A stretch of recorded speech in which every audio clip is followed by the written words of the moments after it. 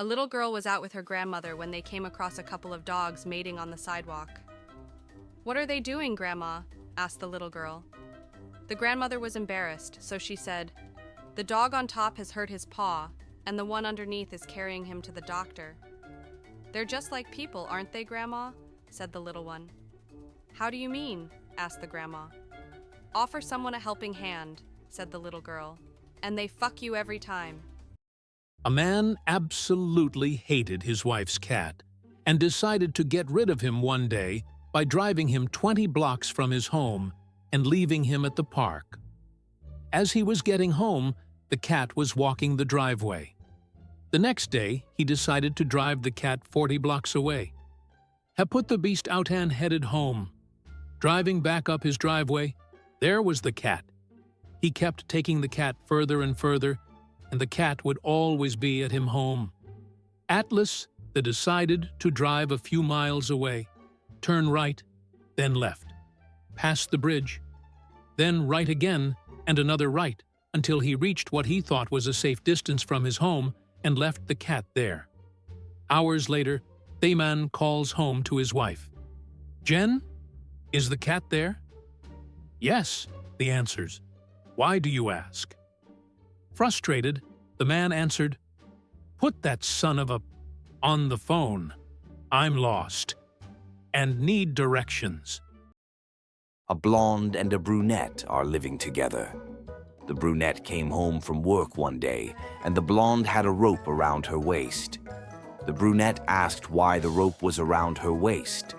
The blonde said that she was trying to commit suicide. The brunette said, "You put it around your neck?" The blonde replied, "I tried that, but I couldn't breathe." A blonde and a brunette are living together. The brunette came home from work one day, and the blonde had a rope around her waist. The brunette asked why the rope was around her waist. The blonde said that she was trying to commit suicide. The brunette said, "You put it around your neck?"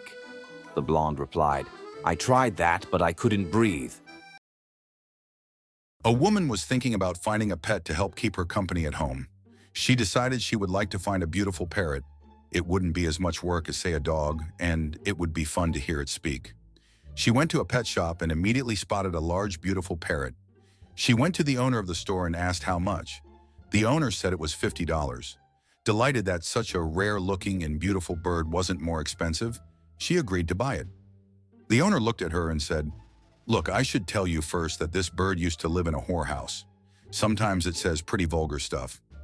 The woman thought about this, but decided she had to have the bird. She said she would buy it anyway. The pet shop owner sold her the bird and she took it home.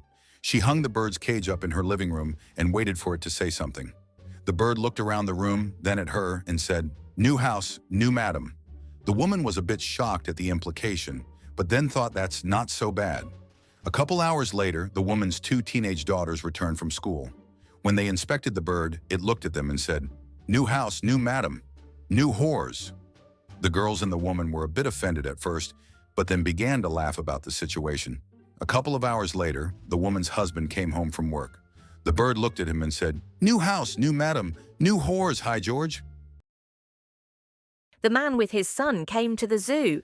The mother asks the son later, "Honey, what animal do you like best of all in the zoo?" "The tiger."